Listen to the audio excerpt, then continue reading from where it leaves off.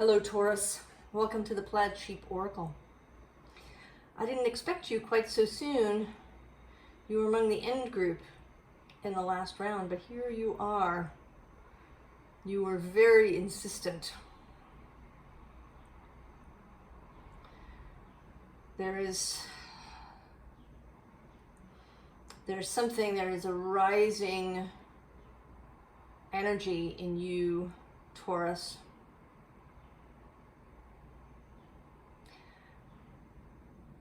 Phrases that come up: the time has come, it's now, no more waiting, time to go.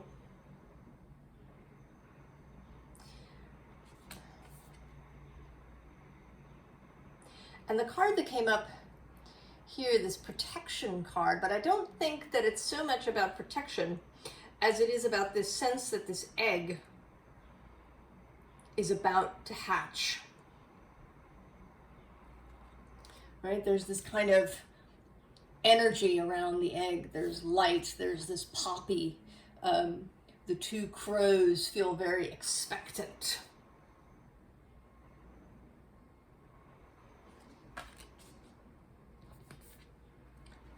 And then we have Vesta. And here again, although there is the idea of Vesta being a devotional energy, something that one tends and cultivates every single day, there's this sense that this flame has suddenly jumped, that it's grown, going from, more like a small candle to this brighter flame. And the quote that wants to come is part of a poem by John O'Donohue. In the name of the fire, the flame, and the light, praise the pure presence of fire that burns from within without thought of time.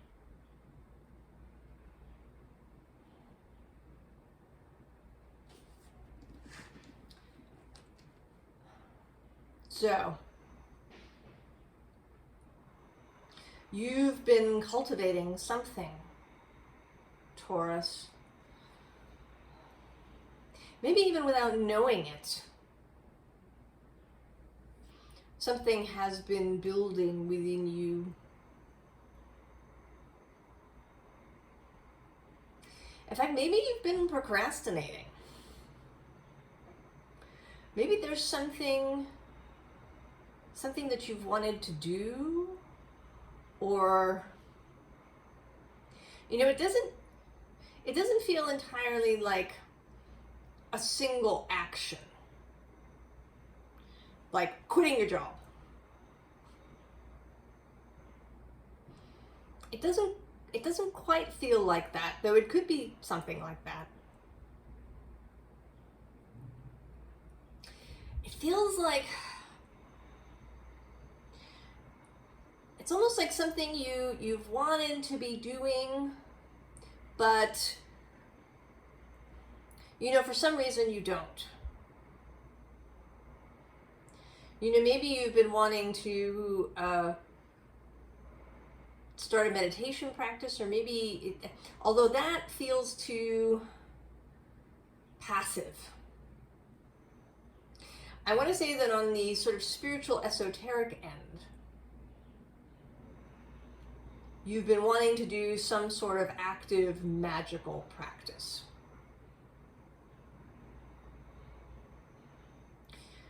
Now, in a more mundane way, maybe you've been wanting to start some sort of physical practice. That you've been wanting to, start doing yoga regularly, or to get your body into a fit condition, a strong condition.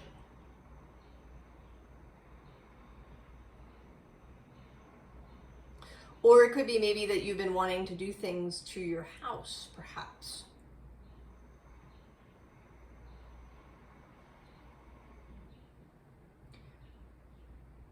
it feels more kind of more momentous than that. That whatever this is going to have a profound effect on your life as a whole. So I feel like this kind of this physical practice, or this esoteric magical practice, or maybe it's getting better at something, like the way you might practice an instrument, so that you can, you know, go and become a professional musician. There's something, it's more than just your immediate inner circle. It's bigger than that. You know, I have this sense of a major sort of ritual, and it begins, I think, I'm getting some of it from this first underlying card of the Eight of Pentacles. It says dedication. And so this goes with this Vesta card, but there is very much a sense of a ritual happening here. Now, astrologically, this may have something to do with this Leo moon square Uranus in Taurus. And with Uranus's passage through Taurus in general, he's now in the final third. He's not going to leave Taurus completely until 2026, so there is still some time, but he's passed through most of it.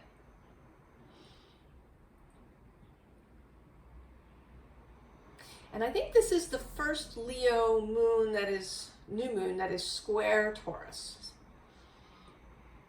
Since, or so exactly square Taurus. Since Uranus has been in Taurus.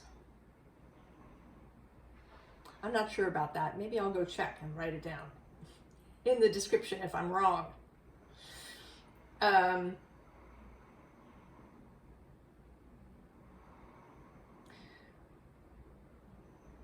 But there's something about that, and of course, you know, astrological transits and aspects don't always have an immediate effect.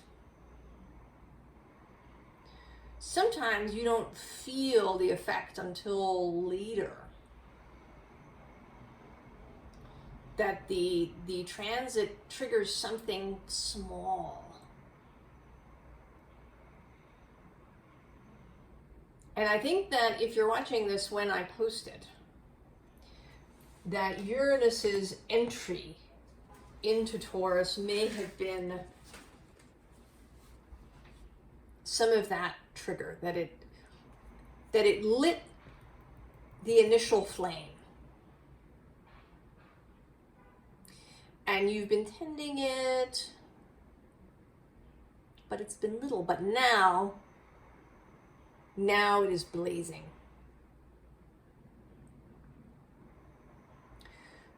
So the delay, the procrastination is finished. We have this Ace of Swords. Clarity, the new idea, the new mental way forward. And this also feels, with the next two cards coming up, I want to call this the Sword of Truth.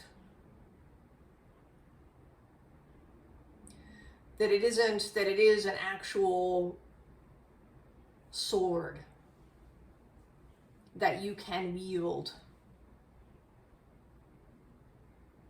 magically in your life. A magic sword. And the two cards that come out then, we have this Five of Wands competition. And then there's Three of Swords, sorrow. I was thinking this morning after seeing a little video go by in my feed about Larry the 10 Downing Street cat. And all of these sorts of videos where cats and dogs interrupt. And we laugh and we think it's cute, but I think that in fact, it has a much bigger outsized meaning.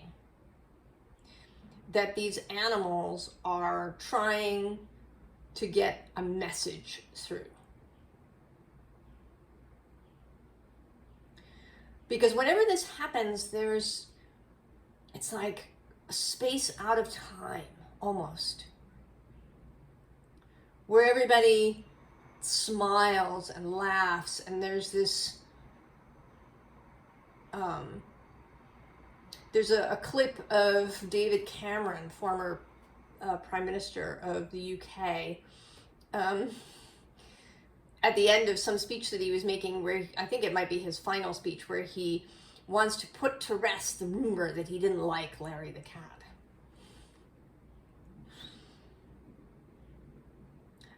And right, for just a moment,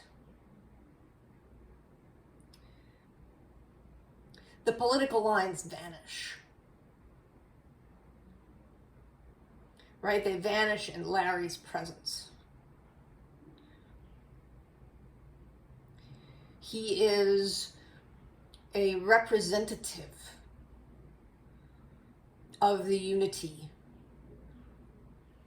of life force. And I think that we watch these videos because we have a longing, a deep longing to not have all of these walls that we build up between each other.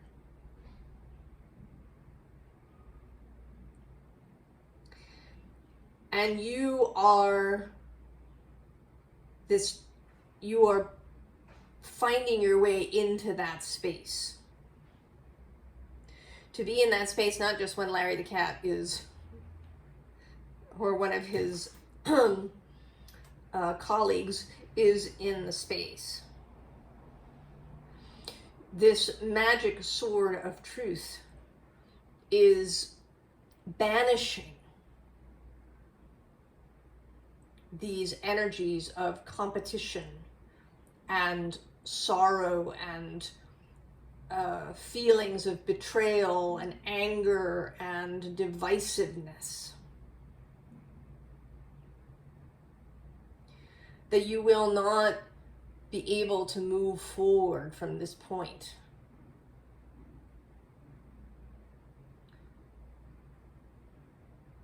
With those in your heart, or in your, actually not in your heart, they're not in your heart, with those in your mind.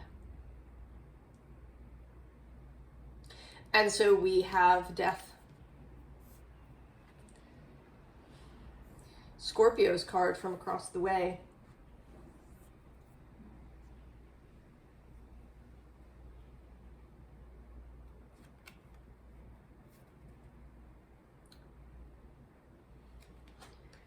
A complete change in how you see the world. And it is in part, right, there's no, it's kind of like a chicken and egg thing. This change, and then this practice that you are engaging in. Whether it is, I don't know, it's a becoming.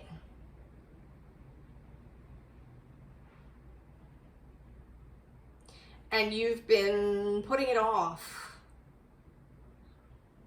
because, right, it could have, radical effects on your life. And if you have a lot of connections, you know, you have a family, you have people at work, you have all of these places where you're connected, you may have been putting it off because it would have an effect on all of that. You might also have been putting it off because you feel comfortable. Life has been, you know, maybe you're not happy or excited, but you've been comfortable. And also maybe you were feeling forced, and Taurus doesn't like to feel forced, pushed into things. But now there's some sort of tipping point has been reached. There is this 10 of discs, 10 of earth card as the underlying, and there you are, Taurus, showing up as the bison. And all of those discs now, it's simply too much. It cannot be ignored. And that's kind of this chicken egg thing. You know, is your evolving view of both, you know, other people in the world and yourself and how reality works, you know, did that come first, or did, you know, some of this, you know, when you've been doing this practice, whatever it is, that it's encouraged this, it's kind of a, you know, everything is mixed in together. And then below this is this student of earth. This connection that is heart-based. This heart-based connection.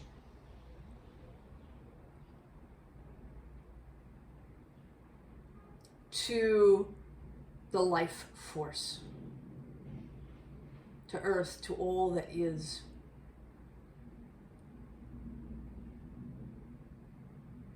I mean, that is Taurus. Taurus, in my mind, is earth, soil, the land.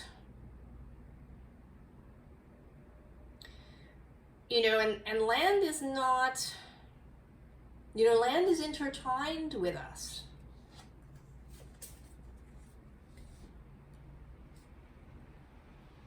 There is a give and take.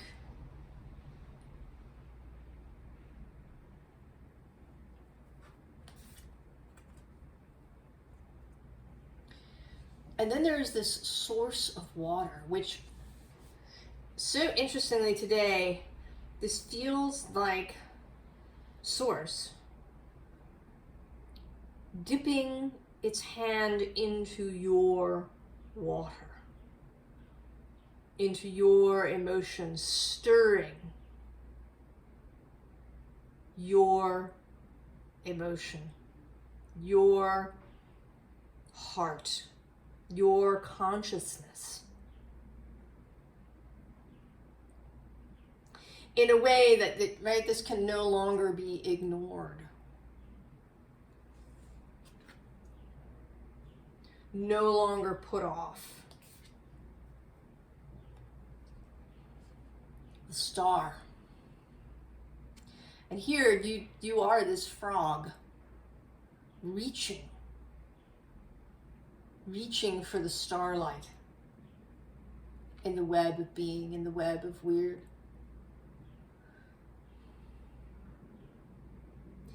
This longing, Taurus, can no longer be denied.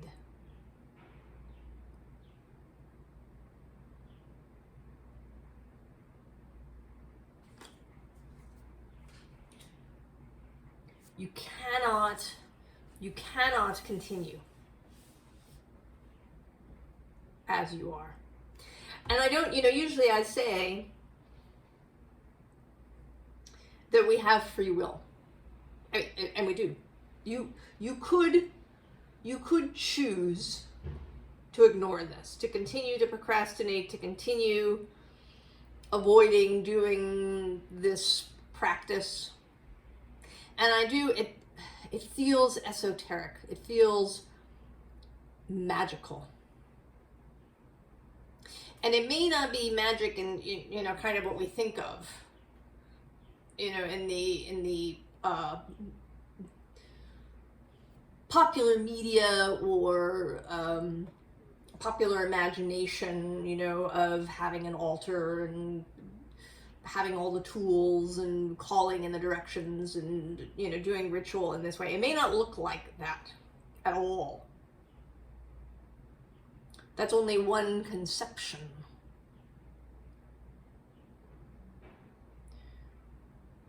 You know, it may be something you do in your mind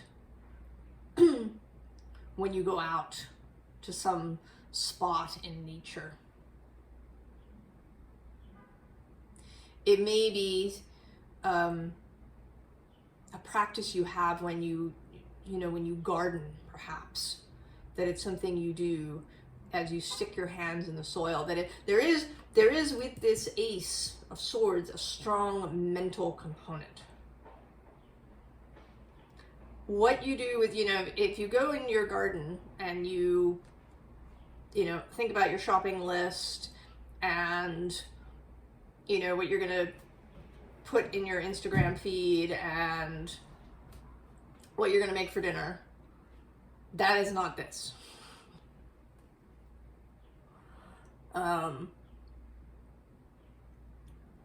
Where you put your mind, how, right, what the thoughts, what your mind is doing is of primary importance. So maybe you've been meaning to garden and really focus yourself on your connection, right? Think about that as you put your hands in the soil to, you know, maybe really speaking to a plant as you plant it or prune it. Having a practice of conversing with the spirits of your garden, forming intention for that garden, not just in and of itself, but as a representative of your life. Or if it's, you know, cooking, to, you know, really intend as you stir and chop and mix, that what your mind does, that's really where the change is happening. And it makes sense because Uranus is primarily associated with Aquarius, an air sign. He is electric.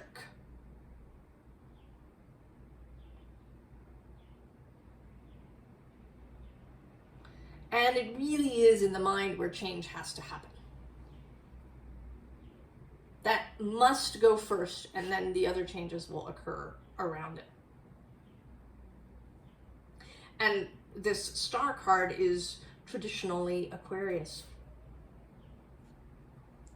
And then we have this bee, 4 of Wands, 4 of fire. This rising energy, this multi-dimensional energy. Bees are absolutely multi-dimensional. So much more than they appear to be.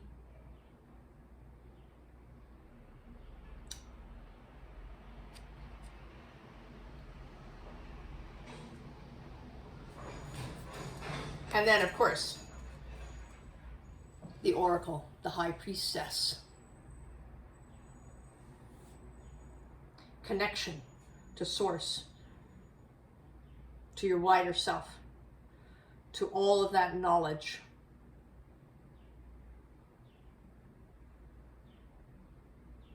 Available because you get your mind right. Getting your mind right.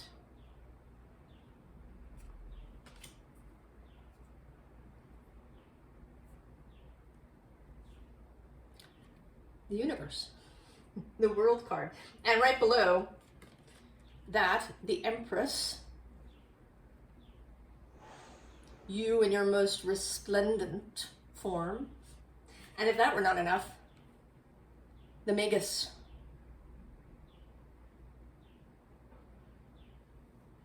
Absolute ability to create.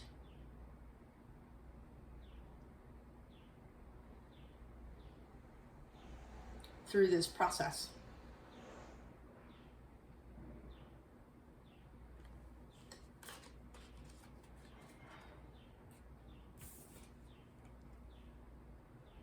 Two of Wands, Dominion. Dominion over whatever's been plaguing you, whatever's been stopping you. This cross is calling forth this death card today, which feels like a cross.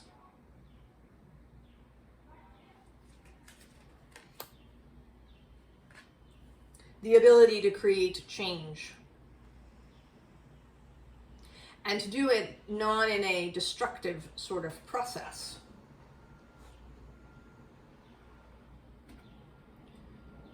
You know, this is kind of, right, there's no, the Tower does not appear here.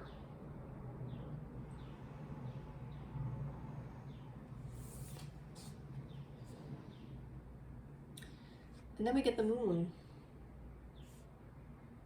Now the Moon is exalted in Taurus.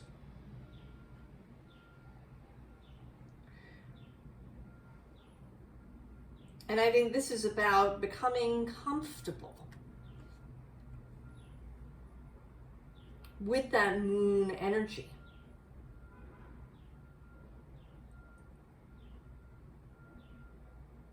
With change in a cyclical way.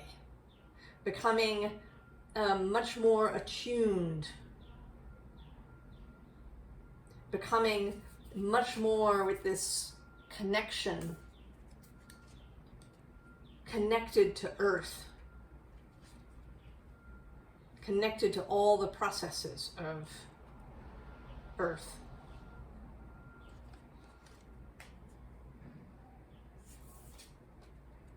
And here the Princess, Page of Swords. Clarity of mind. Being able to wield this magic sword with confidence.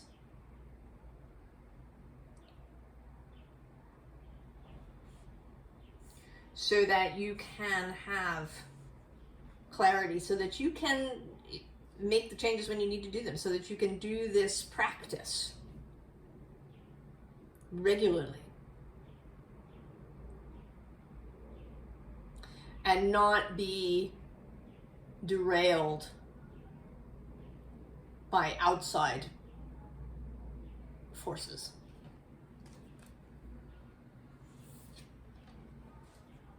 And then the Prince of Discs.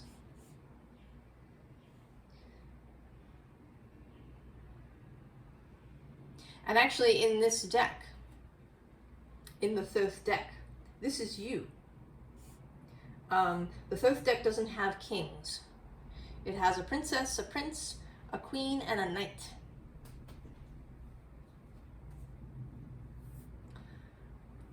So the knights in the Thoth deck are associated with mutable energy. So the Knight of Discs is Virgo in the Thoth deck, and this Prince of Discs is Taurus.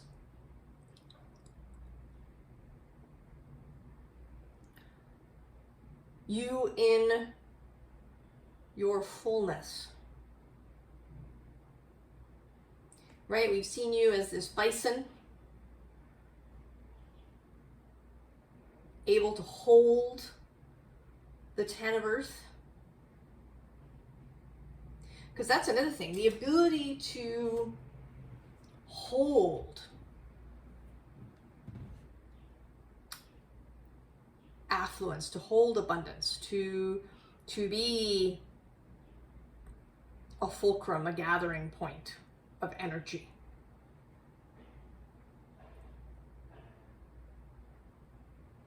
That is a Taurus skill.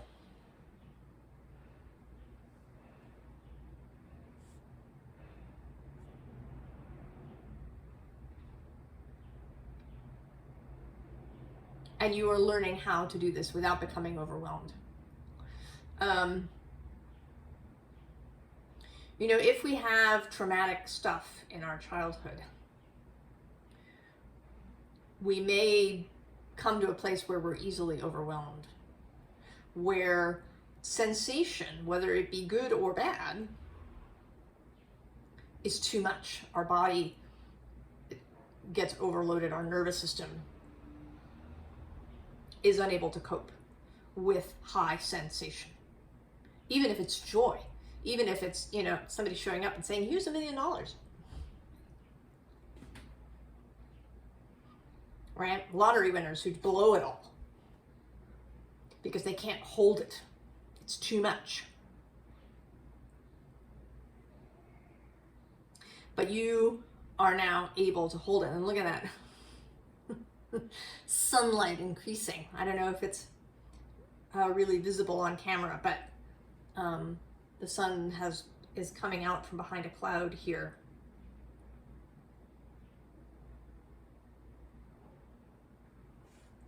And so we have electricity, Uranus, high sensation, incoming energy, wildness, the ability to hold that, to stay grounded, to be the fulcrum, the point of gathering. And actually, I just saw below that is the Rock card. And below that is this inner core solidity card.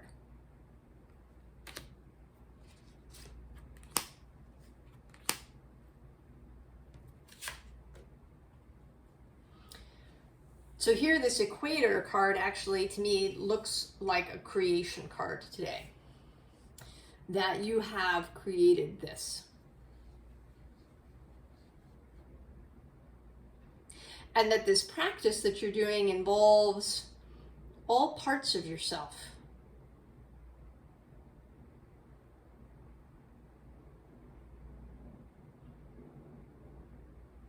Right? The parts that you reveal and the parts that you conceal from the general public. This is very much an internal, private practice.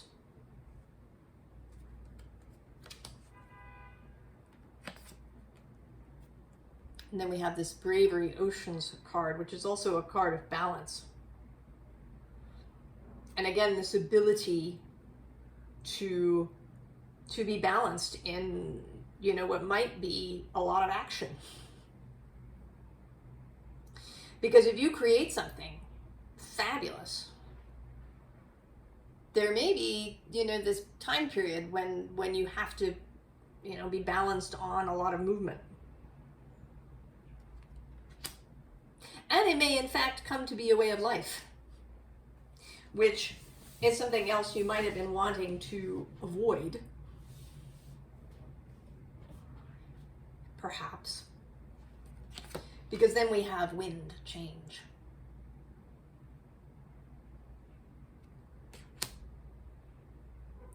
And I would suggest to you, Taurus, that you might actually like change. But change that you initiate. Change that you are a part of, not change that comes suddenly from the outside and sweeps your legs out from under you. But when you have created this connection,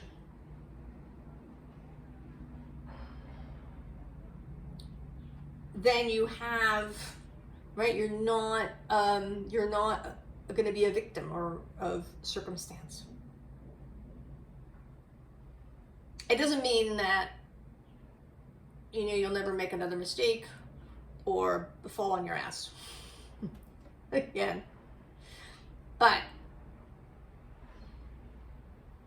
that you will be much more able to immediately get up, to manage the errors, to pivot and correct, and to not be overwhelmed and upset.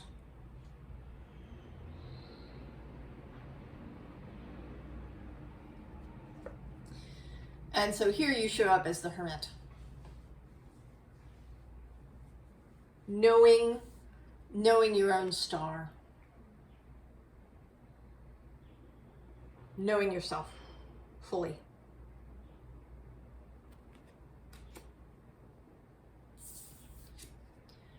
And then the Princess of Cups. And she is showing up mostly to me as a confirmation of the idea that this is an esoteric, magical practice that you're engaging in. This is meant to be Morgan Le Fay gathering herbs for a spell.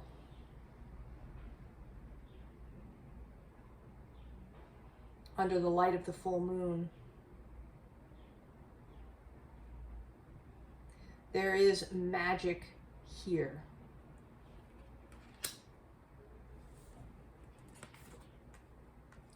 And there is co-creation. So you are not in this alone. You are in this both with non-physical types, your fellowship, your wider self, the source of all things, and also with people, other people. So while your practice may indeed be private,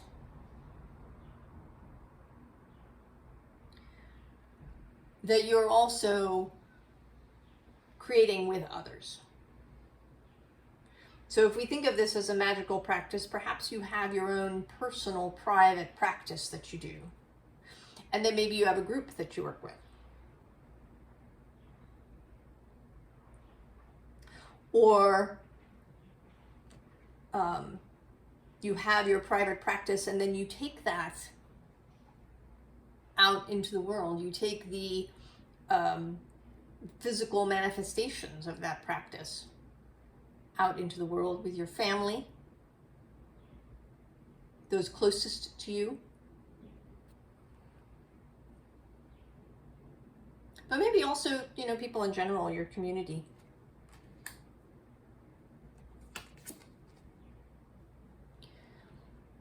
And this is very much about centering, about getting your mind right.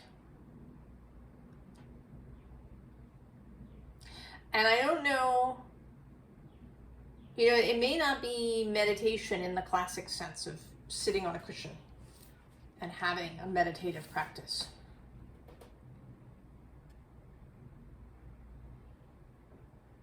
But that whenever you do this practice, that you keep your mind clear and focused.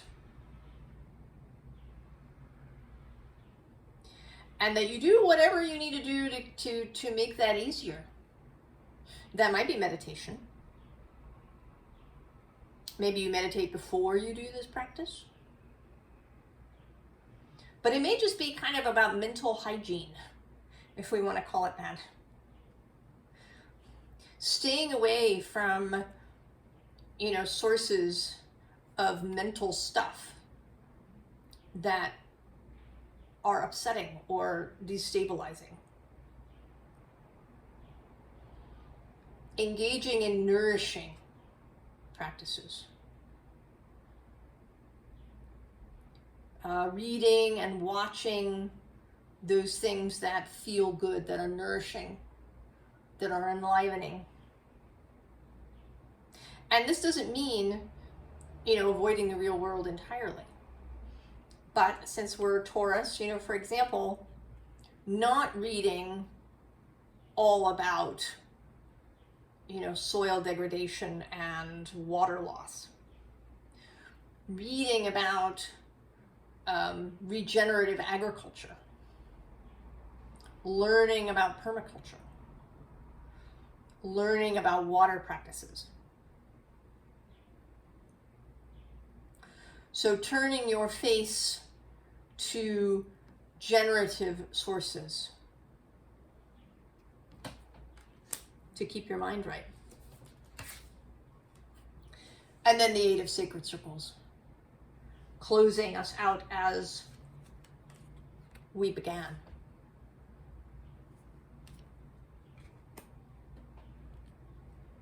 The dedicated practice. And I believe that now, where it has been perhaps difficult, where it's been like there's been a lot of resistance and procrastination and you don't want to do it and your mind goes off in 10 other directions when you try to do this practice and you have a hard time focusing and blah blah, whatever it all is that's been in the way. I believe that there is a change in energy now. And whether that is because of other things you've been doing, maybe you have been practicing good mental hygiene and keeping the nasty crap out. But whatever it is, whether it's that or an astrological transit or a combination of many things, maybe you've met somebody new, perhaps that's been showing up in readings, although it isn't really here in yours, but could be. Whatever it is, there has been a change. And what was difficult and like walking through wet sand is now going to clear out. And your task now is to use that space to best effect. So the last thing I'm going to read a poem from the Rilke.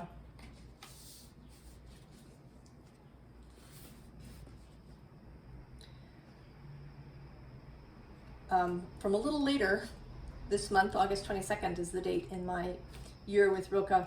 The Abundance of Being, from Sonnets to Orpheus.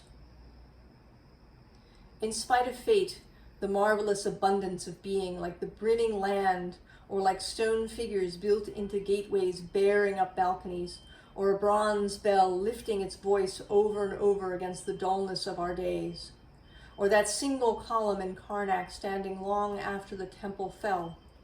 Today this extravagance flashes by in the blur of our haste, out of the wide yellow day into the vaulted night. In that rush it dissolves, leaving nothing behind, just as a plane overhead makes no mark on the sky. Only our minds see the curve of its flight.